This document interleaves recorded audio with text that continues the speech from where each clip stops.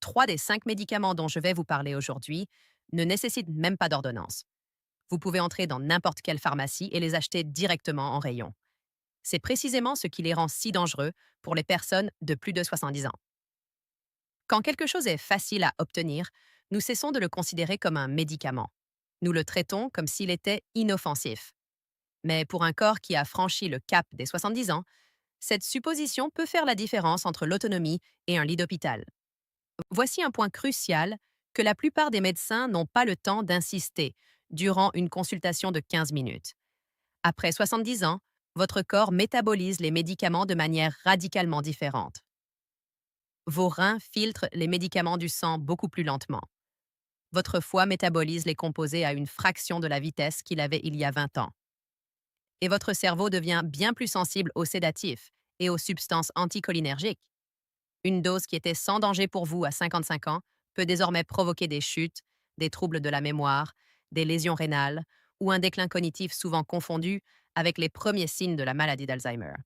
Aujourd'hui, je vais me concentrer sur 5 médicaments spécifiques qui illustrent ce problème mieux que tout autre.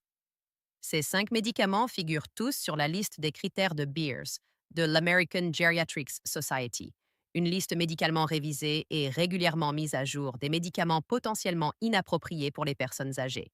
Ce n'est pas de la médecine alternative, c'est la gériatrie conventionnelle qui atteint enfin ceux qui en ont le plus besoin. Je suis le docteur Lina Laurent et cette chaîne est dédiée à la traduction des recherches actuelles en informations pratiques et exploitables pour les adultes de plus de 60 ans.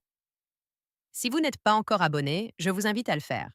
Nous publions chaque semaine du nouveau contenu basé sur des preuves scientifiques, spécialement conçues pour vous. Maintenant, plongeons-nous dans ces 5 médicaments et surtout, voyons ce qu'il faut faire si vous ou un proche en prenez actuellement. La première catégorie est celle des benzodiazépines. Vous connaissez probablement mieux leurs noms commerciaux que la classe de médicaments elle-même. Xanax, Valium, Ativan, Clonopin. Elles sont principalement prescrites pour l'anxiété et l'insomnie, et elles fonctionnent à court terme. Mais c'est précisément cette efficacité qui les rend si largement utilisées et si problématiques pour les personnes âgées. Après 70 ans, la sensibilité du cerveau aux benzodiazépines augmente de manière significative. Comme le foie métabolise ces médicaments plus lentement, ils s'accumulent dans l'organisme. Une dose destinée à vous aider à dormir à 22 heures peut encore altérer votre coordination lorsque vous vous levez à 3 heures du matin pour boire un verre d'eau. Plusieurs revues systématiques confirment que l'utilisation de benzodiazépines est associée à un risque considérablement accru de chutes graves chez les personnes âgées, des chutes suffisamment graves pour nécessiter une hospitalisation. Les chutes sont d'ailleurs la principale cause de décès par blessure chez les adultes de plus de 65 ans aux États-Unis. Il ne s'agit pas d'un simple effet secondaire. Au-delà du risque de chute, les benzodiazépines altèrent systématiquement la mémoire, l'attention et les fonctions exécutives chez les personnes âgées, même si celles-ci pensent s'être adaptées aux médicaments. L'American Geriatrics Society inscrit explicitement toute la classe des benzodiazépines sur la liste des critères de Beers comme des médicaments à éviter chez les personnes âgées. Si vous prenez actuellement du Xanax, de l'Ativan ou du Valium, ne les arrêtez pas brusquement.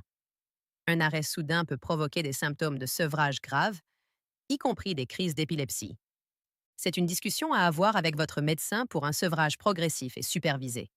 Je vous expliquerai exactement quoi apporter à ce rendez-vous dans quelques minutes. Laissez un commentaire tout de suite. Vous ou un membre de votre famille, prenez-vous actuellement l'un des médicaments que j'ai mentionnés ou que je vais mentionner? Dites-moi lesquels. Je veux voir à quel point ce problème est se répandu. Le deuxième médicament de cette liste choque souvent les gens car il ne coûte que 6 euros en pharmacie, la diphénhydramine. Vendu sous le nom de Benadryl pour les allergies et comme ingrédient actif dans des somnifères comme Zesquil, Unisom ou Tylenol PM, des millions de seniors en prennent chaque soir, convaincus que si elle est disponible sans ordonnance, elle doit être sûre. Ce n'est pas le cas, surtout après 70 ans. La diphénhydramine est l'un des anticholinergiques les plus puissants disponibles sans ordonnance. Anticholinergique signifie qu'elle bloque l'acétylcholine, le principal neurotransmetteur que votre cerveau utilise pour la mémoire et l'apprentissage. Perturber cette substance chimique nuit après nuit, pendant des mois ou des années, peut avoir des conséquences graves. Une étude prospective majeure, publiée dans le JAMA Internal Medicine en 2015, a suivi 3 434 adultes de 65 ans et plus pendant plus de 7 ans. Les chercheurs ont découvert une relation dose-réponse claire entre l'utilisation cumulative de médicaments anticholinergiques et le risque de démence. Les personnes dans la catégorie de la plus forte utilisation présentaient un risque accru de 54% de développer une démence par rapport aux non-utilisateurs. Les médicaments anticholinergiques les plus courants dans cette étude, les antihistaminiques de première génération, exactement comme la diphénhydramine. Une étude de 2019, publiée dans la même revue et portant sur près de 60 000 patients atteints de démence, a confirmé ces résultats. Les preuves n'ont fait que s'accumuler depuis. Prenons l'exemple d'Éléonore. À 71 ans, elle prenait 2 comprimés de Benadryl chaque nuit depuis près de 5 ans, sur les conseils de son médecin pour dormir. Au fil des années, sa famille a observé qu'elle devenait de plus en plus oublieuse. Elle posait les mêmes questions, se perdait dans des endroits familiers, perdait ses mots en plein milieu d'une phrase. Un nouveau gériatre a examiné sa liste de médicaments et a immédiatement repéré la diphénhydramine. Au cours des 7 mois suivants, après avoir arrêté de la prendre sous supervision médicale, les scores d'Éléonore au test cognitif se sont stabilisés et ont même partiellement amélioré. Sa fille m'a dit que c'était comme retrouver une partie de sa mère. Le changement était indéniable. Le médicament suivant est celui vers lequel des dizaines de millions de seniors se tournent dès que leurs genoux ou leur dos les font souffrir, et les dommages rénaux qu'ils provoquent se développent silencieusement, sans aucun symptôme, jusqu'à ce qu'il soit trop tard. Restez avec moi. Le troisième médicament est l'ibuprofène et le naproxène, vendus sous les noms d'Advil, Motrin et Aleve. Ces anti-inflammatoires non stéroïdiens, AINs, sont la première réponse à la douleur dans la plupart des foyers. Pour une utilisation occasionnelle chez les adultes plus jeunes, ils sont généralement bien tolérés. Mais pour une utilisation régulière chez les adultes de plus de 70 ans, le profil de risque change complètement. Vos reins, qui filtrent ces médicaments de votre sang, voient généralement leur fonction décliner de 40 à 50% par rapport à celle de votre jeunesse. Lorsque l'ibuprofène ou le naproxène circulent dans un corps dont la fonction rénale est réduite, ils persistent plus longtemps, frappent plus fort et endommagent progressivement les tissus responsables de son élimination. La mise à jour 2023 des critères de Beers de l'American Geriatric Society a spécifiquement renforcé la nécessité d'ajuster les doses en fonction de la fonction rénale, reconnaissant à quel point cette classe de médicaments provoque fréquemment des lésions rénales aiguës chez les personnes âgées. Les risques gastro-intestinaux sont tout aussi sérieux. La muqueuse de l'estomac devient plus fragile avec l'âge et les AINS altèrent directement sa barrière protectrice. Selon le NIH, les adultes plus âgés qui utilisent régulièrement des AINs ont 3 à 5 fois plus de risques de développer une hémorragie gastro-intestinale grave que les utilisateurs plus jeunes. Et ces hémorragies sont bien plus dangereuses chez les personnes de plus de 70 ans.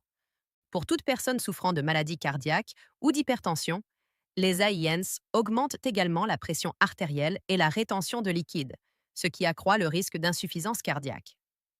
Ce trio de risques rend l'ibuprofène et le naproxène particulièrement dangereux en cas de prise quotidienne ou quasi quotidienne après 70 ans. Dites-moi dans les commentaires, prenez-vous actuellement de l'ibuprofène ou du naproxène contre la douleur? Répondez par oui ou non ci-dessous, car je vais vous dire ce qui fonctionne mieux pour les douleurs articulaires des seniors, sans aucun de ces risques, très bientôt. Le quatrième médicament est prescrit à environ 10 millions d'Américains chaque année pour le sommeil, le Zolpidem, vendu sous le nom d'Ambien. La FDA a émis un avertissement spécifique concernant ce médicament chez les personnes âgées, soulignant que les patients âgés peuvent avoir des concentrations sanguines de Zolpidem bien plus élevées le matin suivant la prise, par rapport aux utilisateurs plus jeunes prenant la même dose. Cela signifie qu'ils sont encore pharmacologiquement sédatés au réveil, sans même s'en rendre compte. Ils se sentent normaux, pas drogués, mais leur coordination et leur temps de réaction sont altérés. Les recherches montrent systématiquement que l'utilisation de Zolpidem est associée à un risque presque doublé de fractures de la hanche chez les personnes âgées. Les fractures de la hanche chez les adultes de plus de 70 ans ont un taux de mortalité à 1 an de 20 à 30%. Cela signifie que jusqu'à 3 seniors sur 10 qui se fracturent à la hanche peuvent ne pas survivre l'année suivante, souvent en raison de complications comme des caillots sanguins ou une pneumonie pendant la convalescence. Il y a un autre problème. Le zolpidem supprime les phases de sommeil profond et réparateur, tout en augmentant les phases de sommeil léger. Vous vous endormez plus vite, mais vous vous réveillez moins reposé, ce qui entraîne une utilisation prolongée, des doses plus élevées et une dépendance. Cela ne résout pas le problème, cela en change simplement la forme. Le cinquième médicament surprend plus de monde que tout autre sur cette liste. Les inhibiteurs de la pompe à protons, IPP. Pensez à l'oméprazole, au Prilosec, au Nexium, au Prévacid. Ce sont parmi les médicaments les plus prescrits au monde. Pour une utilisation à court terme, 4 à 8 semaines, ils sont appropriés et efficaces contre le reflux acide et les ulcères d'estomac. Le problème est que la plupart des seniors ne les prennent pas pendant 8 semaines. Ils en prennent depuis des années, parfois des décennies, sans réévaluation. L'utilisation prolongée d'IPP après 70 ans appauvrit silencieusement deux nutriments essentiels. Premièrement, la vitamine B12. L'acidité de votre estomac est indispensable pour absorber la B12 contenue dans les aliments. Supprimez cette acidité pendant des années et l'absorption de la B12 chute drastiquement. Une étude publiée dans le JAMA a révélé que l'utilisation prolongée d'IPP était associée à un risque 65% plus élevé de carence en B12.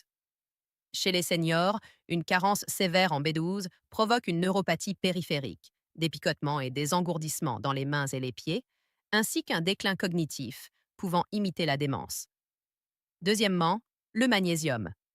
La FDA a émis un avertissement spécifique concernant les niveaux dangereusement bas de magnésium chez les utilisateurs prolongés d'IPP. Un faible taux de magnésium affecte le rythme cardiaque et la signalisation nerveuse, ce qui aggrave d'autres risques cardiaques et neurologiques chez les personnes âgées. Prenons l'exemple de Robert, 76 ans. Il prenait de l'oméprazole depuis 9 ans, initialement prescrit pour un ulcère qui avait disparu depuis longtemps. Il vivait avec des engourdissements sévères dans les pieds et ce que sa famille décrivait comme un brouillard, dont il ne pouvait se défaire. Son taux de B12 était extrêmement bas. Son gériatre l'a sevré progressivement de l'IPP sur 8 semaines, a commencé un traitement de substitution agressif en B12 et a modifié la gestion de son reflux par des changements alimentaires et un médicament alternatif plus sûr. 4 mois plus tard, ses symptômes neurologiques s'étaient clairement améliorés. 9 ans de prescription inutile, détectés grâce à une simple révision complète de ses médicaments. Voici exactement ce qu'il faut faire après avoir regardé cette vidéo. Notez tous les médicaments que vous prenez sur ordonnance ou en vente libre. Oui, incluez le Benadryl, l'Advil, le Prilosec. Un médicament en vente libre n'est pas forcément sûr. Apportez cette liste à votre médecin et demandez spécifiquement une révision gériatrique de vos médicaments, en demandant une évaluation selon les critères de Beers, de l'American Geriatrics Society. Ces mots précis seront immédiatement reconnus. Pour la douleur, demandez à votre médecin si l'acétaminophène pourrait être une alternative de premier choix. Il est significativement plus sûr pour les reins et le système digestif chez les seniors à la dose correcte, pas plus de 3000 mg par jour pour les adultes de plus de 65 ans. Pour le sommeil, demandez une orientation vers une thérapie cognitivo-comportementale pour l'insomnie, TCCI. Les études montrent qu'elle surpasse tous les somnifères en termes de résultats à long terme, sans interaction médicamenteuse, sans dépendance et sans altération matinale. Si vous prenez un IPP depuis plus de 6 mois, demandez à votre médecin si vous en avez encore besoin et si votre taux de B12 a été vérifié récemment. Une mise en garde essentielle avant de terminer. N'arrêtez aucun médicament sur ordonnance sans en parler à votre médecin. Un sevrage brutal de benzodiazépines sans supervision médicale peut provoquer des crises d'épilepsie potentiellement mortelles. Et si vous gérez une maladie cardiaque, une maladie rénale ou plusieurs prescriptions simultanément, tout changement de médicament nécessite une surveillance médicale attentive et coordonnée. Ces 5 médicaments ne sont pas automatiquement dangereux pour chaque personne dans toutes les situations. Mais chez les adultes de plus de 70 ans, utilisés à long terme sans réévaluation, les recherches sont claires. Votre corps a changé depuis que vous avez commencé à prendre certains de ces médicaments. Votre liste de médicaments doit peut-être s'adapter. Laissez un commentaire ci-dessous avec l'une de ces trois réponses. Écrivez «Je révise ma liste» si vous allez vérifier vos médicaments aujourd'hui. Indiquez votre âge et quels médicaments, parmi ces cinq, vous souhaitez aborder avec votre médecin. Écrivez «Je partage» si vous envoyez cette vidéo à un parent ou à un proche qui doit la voir. N'oubliez pas de vous abonner, car la semaine prochaine, je vais aborder 5 combinaisons de compléments alimentaires qui sont discrètement dangereuses pour les seniors, y compris des combinaisons vendues ensemble dans le même flacon, comme si elles étaient parfaitement sûres. Cette vidéo pourrait vraiment protéger quelqu'un que vous aimez. Je suis le docteur Lina Laurent.